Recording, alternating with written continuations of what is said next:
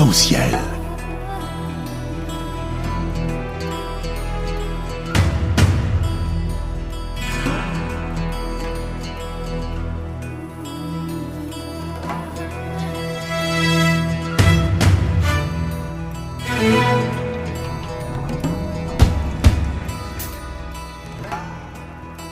Arc-en-ciel, votre émission marocaine, chaque dimanche pour tout savoir sur le Maroc.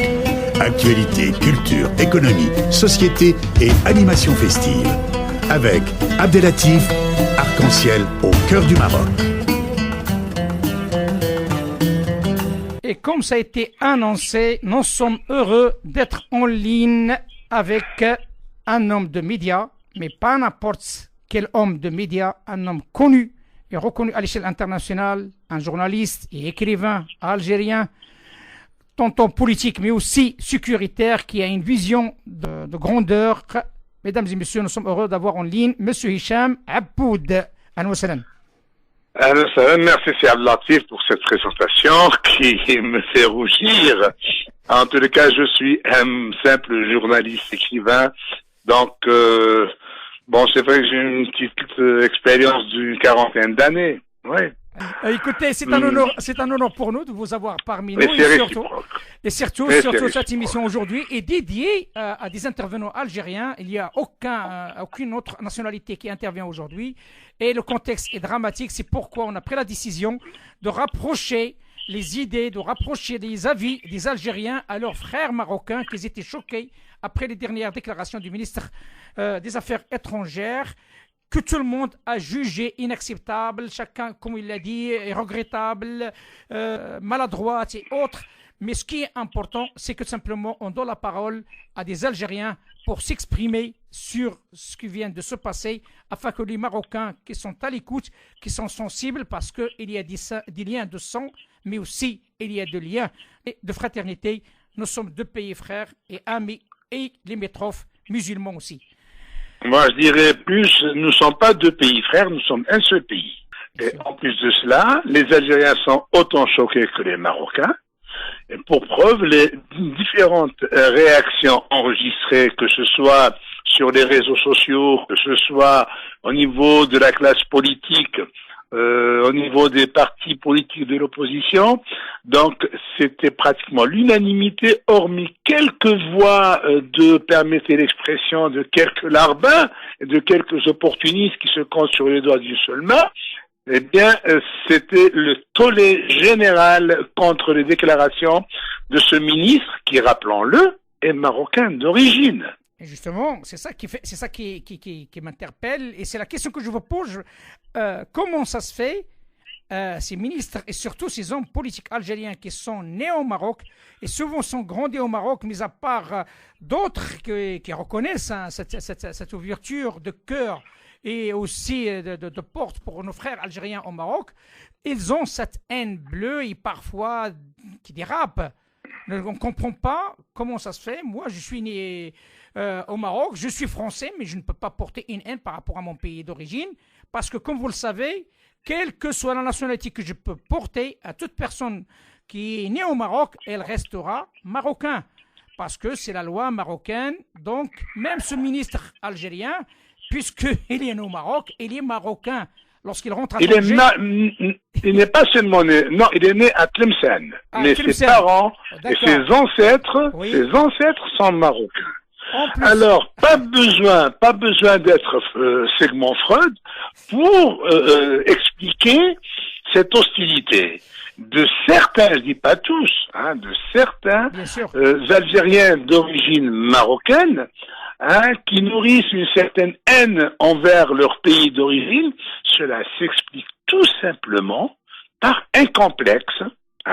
Ce sont des aigris, ce sont des gens qui nourrissent une haine contre un pays duquel ils attendaient quelque chose. et ils l'ont pas obtenu. Je sais pas c'est quoi ce quelque chose.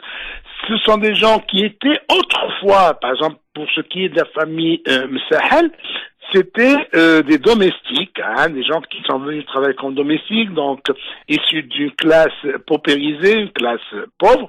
Ce n'est pas honteux d'être issus d'une classe pauvre. Ils sont nombreux aujourd'hui des milliardaires qui sont issus de classes démunies. Alors, c'est une revanche contre ce pays qui est leur pays d'origine. Il n'y a pas d'autres explications que cela. Parce que quand même, il ne faut pas oublier que beaucoup de Marocains actuels d'origine algérienne ont eu à exercer de hautes fonctions dans l'État marocain et même au niveau du palais royal. Et beaucoup d'autres Marocains d'Algériens d'origine marocaine, entre autres Feu Ahmed Ben Bella, paix à son âme, qui est marocain d'origine, qui l'a dit, il est de Marrakech, il est de Marrakech. Donc, cela prouve que nous sommes un seul peuple, que ces frontières sont surfaites, et qu'on n'a pas besoin de nourrir une quelconque haine à l'égard d'un pays qui a vu naître nos parents ou nos ancêtres. Bien au contraire, on doit s'enorgueillir d'avoir ces deux pays dans notre sang. On doit s'enorgueillir d'avoir cette double culture, je crois que c'est une seule culture, mais une culture algéro-marocaine, d'être l'enfant de deux pays qui en réalité ne sont qu'un seul, mais les frontières sont venues les séparer, mais on dit voilà, avec moi, les frontières sont brisées. Personnellement, j'ai une petite fille, ma petite fille, est algéro-marocaine et j'en suis très très fier. Sa maman est marocaine, mon fils est algérien et j'en suis très fier. Et je n'arrête pas de le rappeler parce que je me dis, bon Dieu, je suis un vrai maghrébin. Ma fille est une vraie maghrébine. Elle est le fruit d'une passion algéro-marocaine. C'est magnifique. Alors pourquoi se dresser contre son pays d'origine si ce n'est pas un complexe? Et c'est complètement la question qu'on pose, c'est Hicham. Donc c'est pourquoi ce style de dénigrement primaire et pourtant la diplomatie est courtoise? Oui, mais vous savez, c'est Abdelatif, le problème de cet homme, il est à l'image de la déliquescence, il est le fruit de la déliquescence de l'État algérien. J'appelle ça un dérapage. Et ce n'est pas le premier dérapage du genre, parce que les dirigeants algériens ont bel et bien dérapé, déjà, avec leur peuple. Quand vous avez un premier ministre, en l'occurrence Abdelmalek Sellal, qui traitait une grande frange de la population algérienne que sont les berbères des Aurès, on appelle les Chaouis, et dont je fais partie, j'en suis très fier, il les traite, quand il parle d'eux, en aparté, il ne savait pas qu'il y avait des caméras qui filmaient, et il disait à quelqu'un, Chaoui Hachanama. Quelle insulte! Il n'y a pas de pire insulte. Il s'est adressé à qui? À une population connue pour son courage, pour sa bravoure, et c'est cette région des Aurès est le berceau qui a vu naître la révolution de novembre, qui a libéré l'Algérie et qui a permis à cet énergumène qui se nomme Abdelmalek Sellal, de détourner les deniers publics, l'argent du peuple algérien pour aller s'acheter 2 studios sur l'avenue des Champs-Élysées qu'il met au nom de sa fille, et aujourd'hui il vient insulter ceux qui ont libéré cette terre qu'il est venu souiller parce qu'il a souillé cette terre. Cet homme a fait du mal à l'Algérie, il appauvrit l'Algérie. Et après lui, qu'est-ce qu'on a eu? On a eu un autre Premier ministre, en l'occurrence Ahmed Ouyahia, qui est encore de nouveau Premier ministre. Comment traite-t-il le peuple algérien? Aucun ministre, aucun responsable de par le monde ne traite son peuple de chien. Eh bien, lui, il le fait. Eh bien, quand il parle de sa politique, il dit, nous faisons la politique de affame ton chien, il te suivra jusqu'à la porte. Tu vois, quel but? Il te bat le babdar. Et personne n'est venu le remettre à sa place. Personne, ni les partis politiques d'opposition, parce que malheureusement, c'est ça, la classe politique algérienne est aujourd'hui à nu. Ni le chef de l'État, ni un quelconque autre ministre ou un député. Personne, ça passe comme une lettre à la poste. Il insulte le peuple algérien. Il les traite de chiens. Et une autre fois, il dit, vous n'avez pas besoin de manger du yaourt. Voilà, c'est-à-dire que ce peuple algérien, d'un pays pétrolier, du pays le plus riche du Maghreb, et l'un des plus riches du monde, on lui interdit même de manger du yaourt. Il n'a pas besoin de manger du yaourt, ce peuple. Et ainsi de suite. Et puis, autre dérapage, c'est même Ahmed Oyahia qui insulte les migrants subsahariens, qui viennent du Niger, qui viennent des pays d'Afrique noire, et il les accuse d'être la cause de tous les maux, de tous les crimes, de toutes les maladies, voyez-vous. Et quand les ONG antiracistes le dénoncent, et qui vient à la rescousse, c'est ce même Messahel qui, pour dire oui, l'Algérie est un pays hospitalier, l'Algérien est jaloux de sa sécurité, il est jaloux de ceci, de cela. Et nous, on ne tient pas compte des réactions des ONG ou de l'opposition qui dénonce nos déclarations. Voilà. Et puis, il y a encore cette malheureuse déclaration contre non seulement le Maroc, contre l'Égypte, contre la Libye, contre la Tunisie. Justement. Et cela dénote d'une volonté, d'une velléité, celle de prendre les Algériens pour ce qu'ils ne sont pas, pour ce qu'il est lui. Lui, il est. Les Algériens ne sont pas ce qu'ils pensent. Il veut leur faire croire que leur pays est meilleur que tous les autres. Or, aujourd'hui, au moment où je vous parle, des centaines de jeunes Algériens pendent de longues files d'attente devant le centre culturel français pour passer le test de langue française pour obtenir un visa et aller en France pour étudier, soi-disant pour s'inscrire dans une université française. C'est la fuite, c'est la débandade, le seul pays pétrolier au monde dont ces jeunes le fuient. Non seulement les jeunes, vieux, vieilles, femmes, hommes, qui soient malades, qui soient valides, invalides, tout le monde fuit ce pays pétrolier, ce pays riche, appauvri par des gouvernants prédateurs.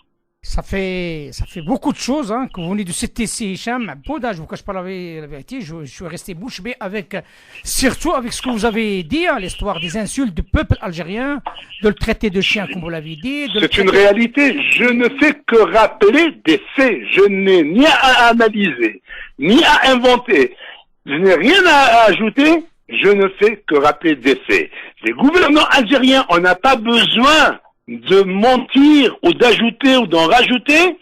Nous avons de quoi les pendre 10 fois par jour sur la place publique et c'est peu. Tellement ils ont commis des crimes à l'encontre du peuple algérien. Écoutez, j'ai rien à dire. Je comprends votre souffrance, je comprends votre angoisse, je comprends aussi... J'en souffre parce que je suis l'un de ces exclus, l'un de ceux qu'on empêche de servir leur pays, l'un de ceux qu'on contraint à l'exil.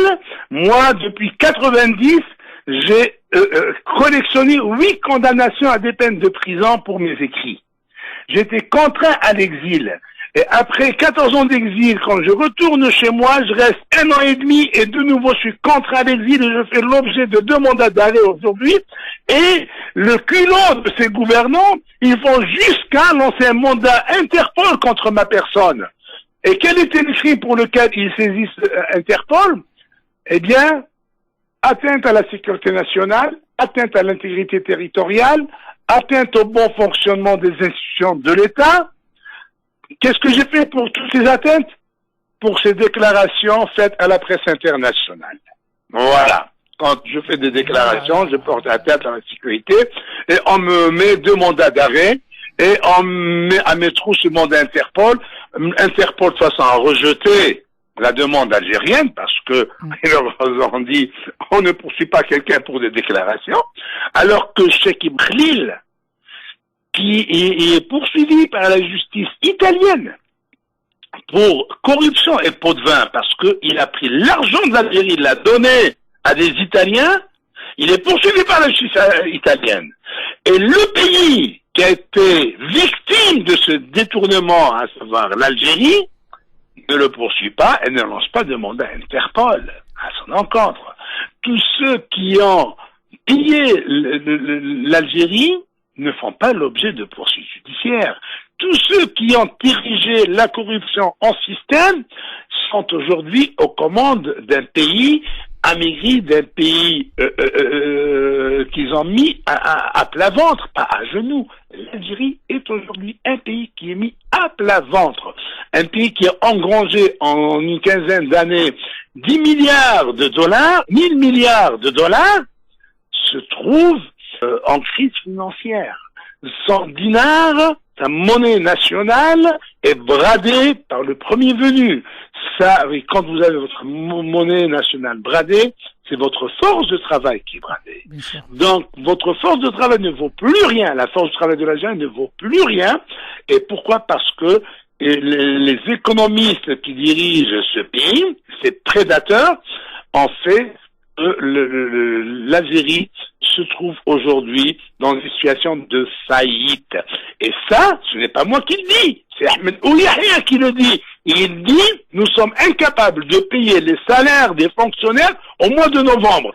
Et pour cela, on est obligé de recourir à la planche à billets. La planche à billets, ça veut dire quoi? Ça veut dire qu'on va tirer de la monnaie de singe. On va tirer des billets sans aucune valeur. Et voilà, pour faire semblant de payer les fonctionnaires. Donc, c'est pas moi qui dis que l'Algérie est en faillite. C'est le Premier ministre en personne. Il y a une question qui se pose, c'est l'Afrique.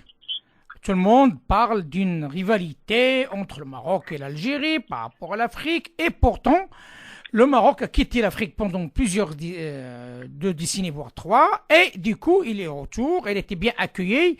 Et il y a une percée remarquable du Maroc sur le plan africain, notamment sur le plan économique. Et avec des compagnies aériennes, bancaires, tout ce qu'on veut, hein, donc aussi immobilières. La question qui se pose, est-ce que il y a un sentiment, j'ose dire, de jalousie par rapport, je parle au gouvernement, hein, je parle de gouvernement par rapport au gouvernement algérien, par rapport à cette percée marocaine, ou bien y a-t-il quelque chose qui a bougé par rapport à des acquis que l'Algérie avait auparavant sur le continent africain? Alors, autrefois, quand l'Algérie était la Mecque des révolutionnaires, quand les dirigeants africains, que ce soit qui étaient au combat, qui combattaient pour leur indépendance, venaient se former dans les écoles militaires algériennes, ou ceux qui étaient aux commandes politiques de leur pays venaient prendre conseil auprès de Feu Houari Boumedienne, le Maroc n'avait aucun rôle en Afrique. Le Maroc était effacé. Et l'Algérie était si puissante en Afrique qu'elle a réussi à créer du néant une république qu'elle a fait admettre au mouvement des non-alignés et à l'Organisation d'unité africaine, au point où le Maroc s'était vu obligé de quitter cette organisation. Exactement. Ça, quand l'Algérie jouait la carte africaine et s'imposait en Afrique. Maintenant, l'Algérie ne joue plus de rôle en Afrique. Ni en Afrique, ni au Maghreb, ni en Europe, ni sur la scène internationale. D'ailleurs, son chef, le chef de l'État algérien, est absent depuis 5 ans. Il ne voyage plus, il ne sort plus. Même quand il reçoit un visiteur étranger, à peine quelques secondes pour la photo souvenir et pour passer un message au peuple algérien qu'il est toujours en vie. Aujourd'hui, plus d'une vingtaine d'ambassadeurs attendent d'être reçus pour présenter leurs lettres de créance et le chef de l'État ne peut pas les recevoir. Donc, il n'y a plus de rôle, il n'y a pas de rivalité algéro-marocaine. Maintenant, pour ce qui est du rôle du Maroc, il faudrait être objectif aussi, hein.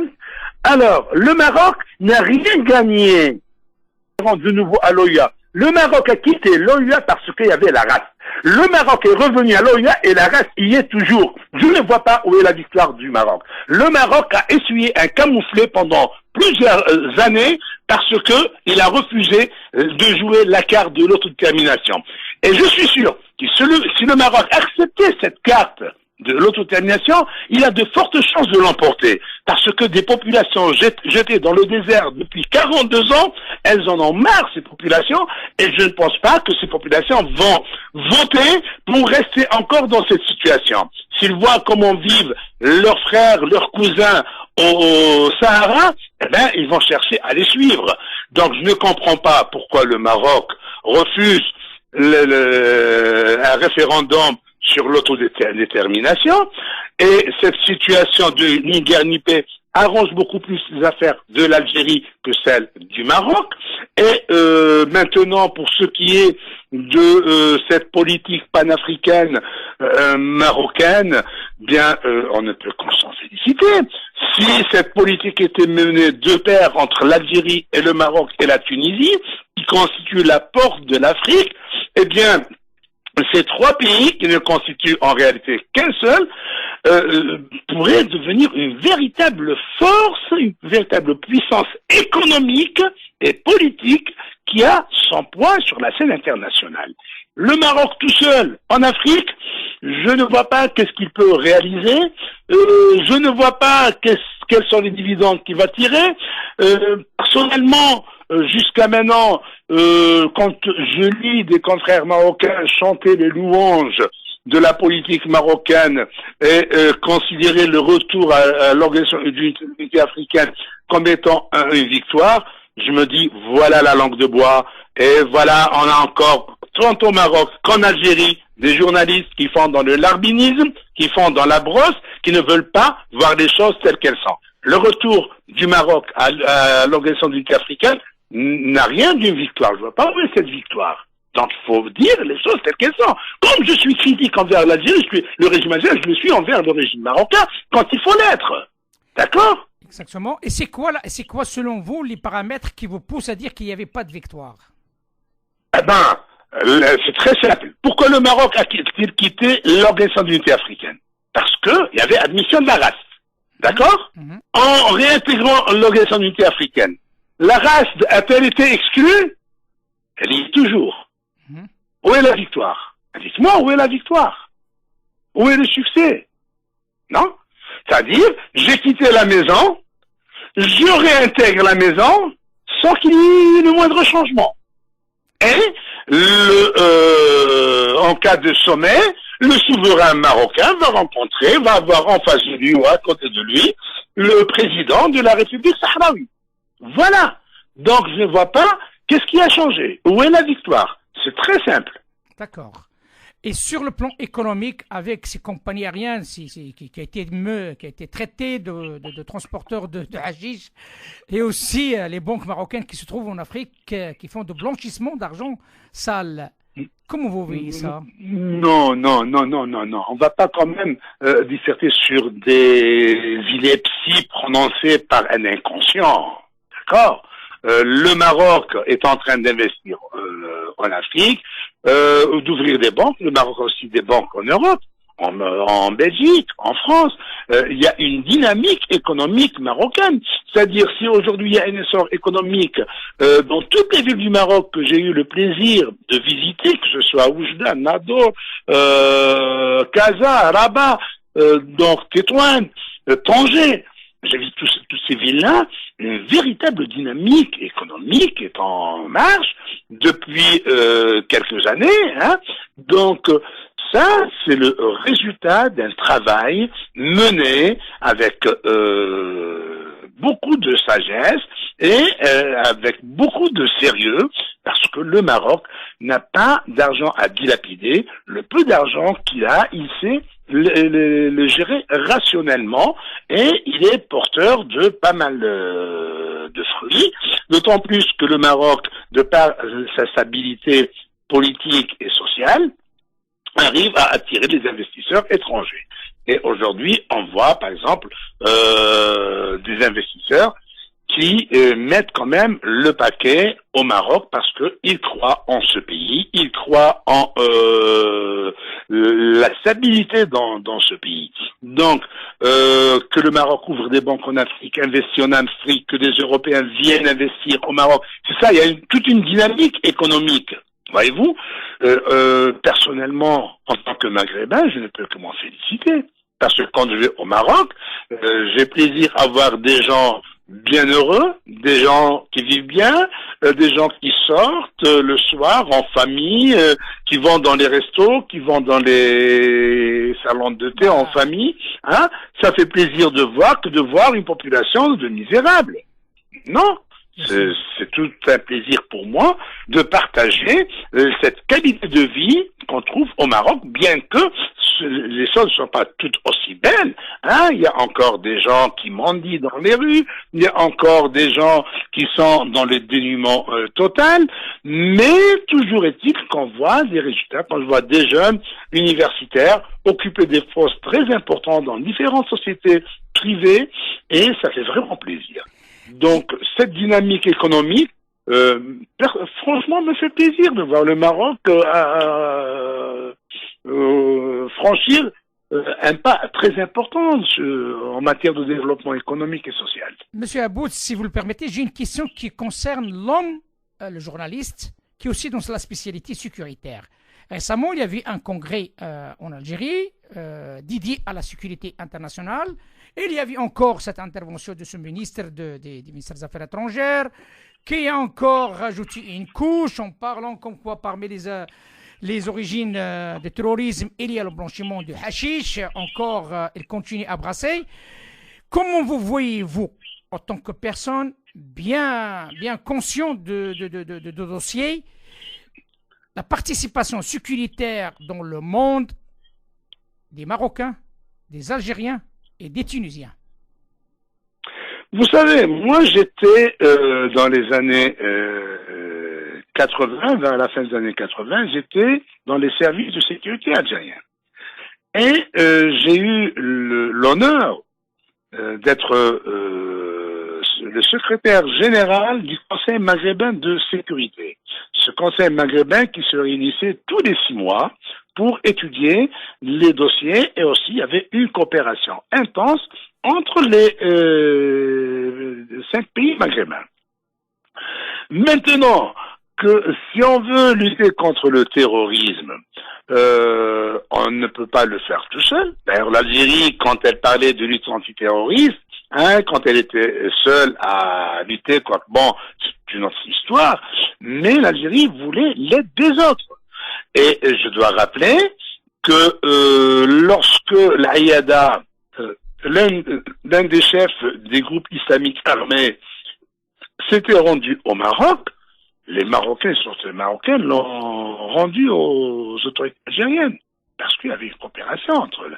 Moi-même, quand j'ai été arrêté au Maroc au mois d'avril, parce que je faisais l'objet d'un mandat d'arrêt international, un mandat d'arrêt Interpol, il y avait des policiers qui me regardaient de haut et qui allaient se faire plaisir de me livrer aux autorités algériennes. Alors que je leur ai dit que je suis ni un terroriste ni un criminel. Voyez-vous, bon, parce qu'il y a une coopération entre ces services de sécurité. Maintenant que M. Sahel vient de parler d'origine des terroristes, d'origine sur le hashish, moi je dois rappeler qu'on a dit aussi à la culture du hashish. À Adara, tout récemment, il y a eu la découverte d'une importante surface de culture du hashish. Régulièrement, des dealers sont arrêtés en possession d'importantes quantités de hashish. Parfois on annonce 1 tonne, 2 tonnes, 40 quintaux, 10 quintaux, donc des sommes importantes. Je ne pense pas qu'elles proviennent toutes du Maroc, sachant que les frontières sont fermées hermétiquement, et d'où vient ce hashish à ce moment-là. Et puis, en Algérie, il y a des gens aussi qui se shootent à la colle, d'autres qui se shootent à la cocaïne. Les enfants des plus hauts dirigeants algériens se shootent à la cocaïne. Au Club des Pins, résidence d'État, où sont rassemblés tous les dignitaires du régime, il y a eu pas mal de fois d'arrestations de jeunes en possession de cocaïne. Bon, qu'on ne vient pas chercher ces histoires de hashish, de cocaïne, qu'on colle à un pays ou à un autre, hein, c'est malsain, hein, c'est vil. D'ailleurs, si on veut que qu'au Maroc il n'y ait plus de culture du hashish, que l'Algérie, hein, entame une politique économique avec le Maroc qui permet à ce pays de lancer une grande opération de développement économique loin du hashish, et on va détruire toutes ces cultures du hashish parce que l'Algérie a de quoi mener une politique économique pour les trois pays, faire vivre les trois pays, hein, qu'en plus que ce soit l'Algérie, la Tunisie ou le Maroc, ils ont un potentiel humain extraordinaire qui ne demande qu'à être utilisé. Et bien que l'Algérie vienne investir au Maroc, pourquoi ne pas n'investit-on pas au Maroc? Non, les dirigeants algériens préfèrent détourner les deniers publics pour aller acheter des biens immobiliers en France, en Écosse, en Suisse, en Espagne, un peu partout, hein. Ils appauvrissent leur peuple et aussi leurs voisins. Voilà, donc je crois qu'on va mettre un terme à cette histoire de hashish et de cocaïne. Justement, ce n'est pas ça la question. La question s'était posée, qu'on soit clair, sur le plan sécuritaire, parce qu'on voit réellement, il y a une coopération assez importante entre l'Europe et le Maroc, et on voit même parfois il y a des décorations des responsables marocains, soit en France, soit en Espagne, par rapport à cette coopération sécuritaire qui a pris de l'ampleur. Est-ce que c'est le cas, par exemple, de l'Algérie avec l'Europe, et notamment avec les voisins européens, France, Espagne? Oui, oui. Est-ce que c'est la même grandeur, ou tout simplement chacun il tire le tapis vers lui, hein? Bon, d'abord, vous savez qu'en matière de sécurité, aujourd'hui, on ne parle plus d'espionnage, de recueil de renseignements, etc. Aujourd'hui, chaque service de renseignement a son représentant qui est connu des services de sécurité du pays d'accueil. La CIA, le service russe, les services italiens, espagnols et tout sont tous représentés en Algérie et vice-versa. D'accord? Les Marocains, la même chose. Ils ont leur honorable correspondant à Alger, qui est connu des services algériens, et les Algériens ont aussi leur honorable correspondant, qui est à Rabat et connu des autorités marocaines. Ce sont ces correspondants qui établissent, hein, qui concrétisent la coopération. Donc, ne me dites pas et ne croyez pas que le correspondant des services secrets algériens à Rabat se croise les doigts. Non, régulièrement, il est sollicité par ses homologues marocains, et la même chose pour le correspondant des services marocains. Maintenant, il y a une chose, c'est que je sais que en matière de formation, il n'y a pas d'échange entre le Maroc et l'Algérie. Par contre, en matière de formation, il y a un échange entre l'Algérie et la France, l'Algérie et l'Italie, l'Algérie et la Russie, bien sûr, ça c'est depuis longtemps, l'Algérie et les États-Unis, parce qu'on a toujours besoin de recevoir des formations, d'envoyer des éléments en formation ou bien de recevoir des instructeurs dans les différentes écoles des services de sécurité. Personnellement, j'ai eu à assurer une formation aux Tunisiens en 87, hein, donc c'était pendant 2 jours. Il n'y avait pas grand-chose en matière de formation entre l'Algérie et la Tunisie. Il y a surtout échange d'informations. Et comme je vous le disais tout à l'heure, il y avait un conseil maghrébin de sécurité qui se réunissait régulièrement, chaque fois dans un des 3 pays, et la présidence de ce conseil était tournante. Donc, et au cours de ces réunions, on étudie les différents dossiers sécuritaires qui se posent pour les 5 pays maghrébins. Voilà. Donc, il y a une coopération sécuritaire entre l'Algérie et le Maroc, mais elle n'est pas de la même dimension que cette existence entre les Marocains et les Espagnols, les Marocains et les Français, ou entre les Algériens et les Français, les Algériens et les Italiens, et les Russes ou autres. Si, Hicham, Aboud, et merci infiniment par rapport à cet éclairage, parce que les Marocains, on avait besoin, je ne vous cache pas la vérité, il y a beaucoup de Marocains, on avait besoin d'entendre leurs frères algériens, de s'exprimer, de montrer leur opinion par rapport à ce qu'on vient de subir, hein, parce que là, vous savez, c'est Abdelatif. C'est une insulte, hein, il faut dire les choses telles qu'elles sont. Je vais vous dire, moi, parmi mes abonnés sur mon compte YouTube, eh bien, le nombre des Marocains est le plus important. Et mieux encore, certains de mes enregistrements vidéo YouTube, qui sont repris par des Marocains, enregistrent des pics de 130 000 en moins de 48 heures. 130 000 sur un autre, il y a 120, un autre sur 140. C'est par centaines de milliers que je suis suivi par les Marocains. Et mieux encore, et ça m'a vraiment touché, pas un jour ne passe quand je traverse des rues où je me promène dans les rues de Casablanca ou de Rabat ou de Oujda, là où je me rends, je suis reconnu, des frères marocains me reconnaissent, viennent me saluer. En quittant la ville de Casa lundi passé, sur mon chemin, j'ai rencontré 2 Marocains qui étaient venus me donner l'accolade et me féliciter. J'étais une fois sur l'autoroute Oujda-Casablanca, dans un resto, et il y avait le directeur des domaines de la ville d'Oujda qui m'a vite reconnu. Je rentre dans un bureau de change, l'agent, le préposé au service, tout seul, il me reconnaît.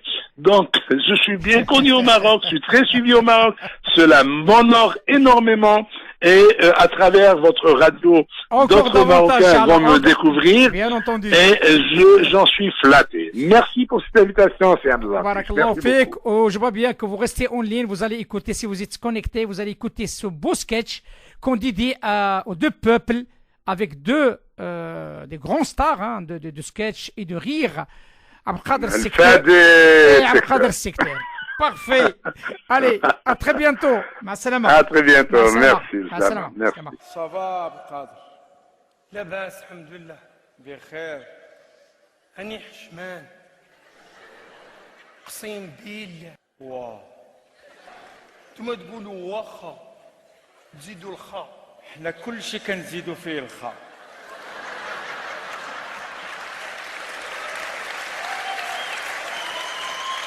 إما كنزيدوا فيه الحرف ولا كنزيدوا لها في المدة. كيفاش؟ واو. أنا كيسحب لي نسيبي ولا أنا كيجيني بحال خالي الشاب خالي. دو توت فاسون هنا في المغرب فين ما تبان لك شي جوقة مجموعة على شي واحد وكتنقز عرفها مجوقة على شي جزائري. إلا ما كانش خالد راه بلال ولا فوضى. سما نتوما المغاربة بضاضي والجزائريين. مالو؟ حنا نبضاضيوكم. تا حنا نبضاضيوكم.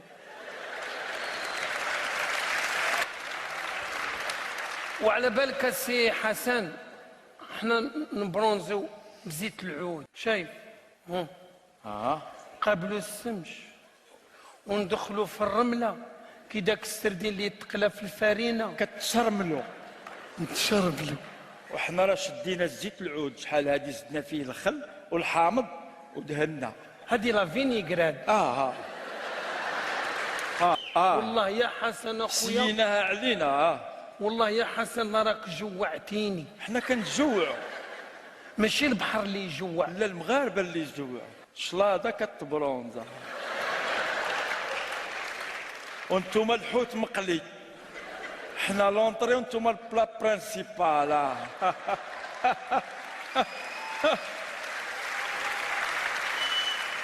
حنا ونسو كومبلات اخويا حسن. حنا الله يدوموا علينا بضاد. امين. الله يجعل بضادنا يبضاد حكامنا. امين. الله يجعل بضادنا يشتت ديك الحدود. امين. الله يجعلوا بضاد بلا حدود بيناتنا. الله يجعلوا بضاد بلا حدود بيناتنا.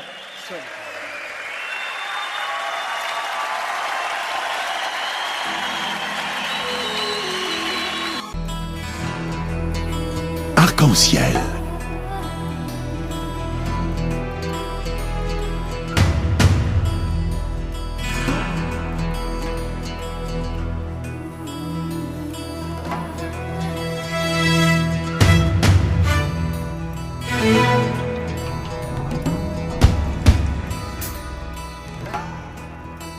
Arc-en-ciel, votre émission marocaine, chaque dimanche pour tout savoir sur le Maroc. Actualité, culture, économie, société et animation festive. Avec Abdelatif, Arc-en-ciel au cœur du Maroc.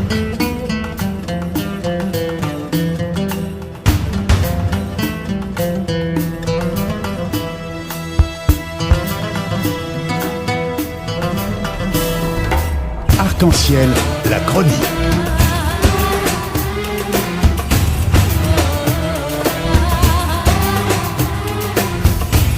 Arc-en-ciel info.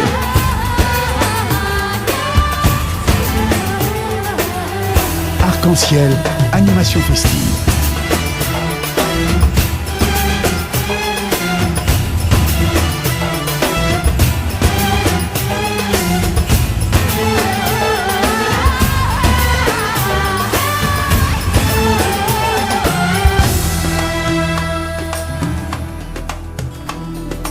Arc-en-ciel au cœur du Maroc.